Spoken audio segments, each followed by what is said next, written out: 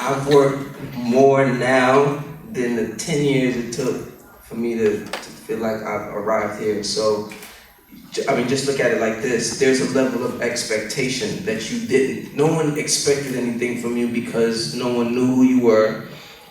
Everybody just looked at you as like, you know, you're on the outside looking in. Now that you're on the inside, there's a level of expectation that people demand from you and expect from you. They expect for your every record to be sell 3 million downloads. You know what I'm saying? Every record needs to be on the albums that sell, you know, millions of copies, and you know, now you have people basically coming to you to almost guarantee, you know, a chart position on Billboard.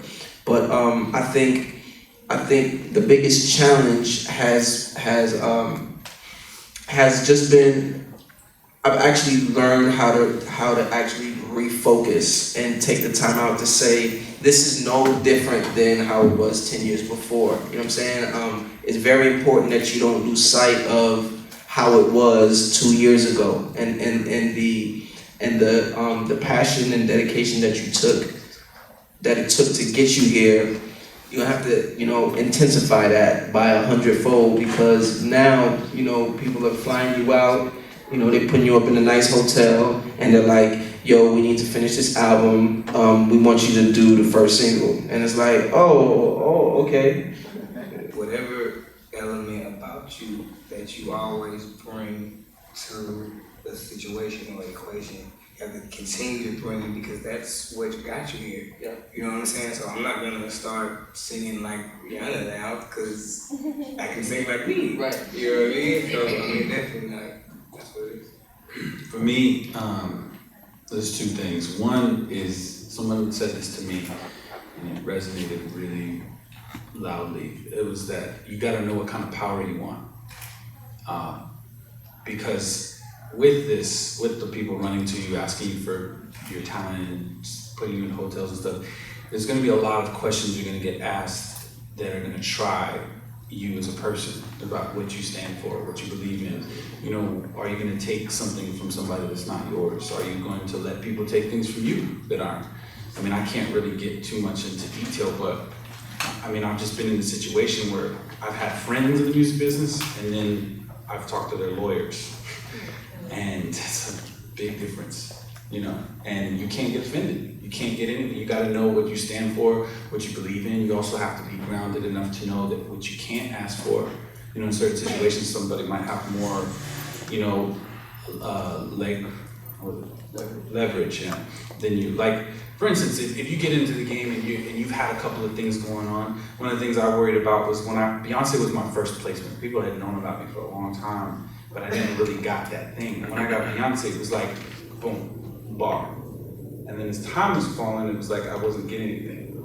And then I was becoming that guy that did that one song, you know, and it's like, oh, fuck. Like, I need something to catch on. I need something. And everyone's looking at me like, what's going on, man? You had that thing, no excuses. And it's like, yeah, but it's still hard. It's like, once, I think, somebody said this too, I think it was in that Steve Stoute, like, the hardest thing ever to do is to get on and then fall off and get back on again. So it's twice as hard. You know what I mean? Like, for someone that had a hit to come back. So I'm thinking to myself, like, shit, like, I'm good. People know that I'm good, but, you know, that's not good. It's not good enough. Me personally, I think the biggest producers are the ones that brought a sound with an artist, i.e. Timbaland, Aaliyah, Neptunes, Khalees, you know, the Clips. Everybody had someone that was on their label as a brand name, and they broke the brand with the sound. And although I'm trying to do things for other people right now because that's what I'm doing, I personally want to create artists. I want to make music videos and do all the packaging. That's what I want to do. I know that. So what do? I get 2 artists. And I invest my time and my money and whatever I have into them so that I'm ready. And whatever your goal is, whether, like some of y'all, you know, music is just the first step. Some of you guys want to do movies, some want to do acting, some want to do other things. Just make sure that you set aside time for your passion, you set aside time for the thing that's going to get you there. It's challenging to try to figure out how do you almost divvy up your time, because everything is just as important as the next project. Every project, every opportunity is just as important as the next opportunity, because you don't know which one is going to take you to the point where it'll help, something over here. So I think one of the most challenging things that I've come to realize, recently is managing the time and managing, the responsibilities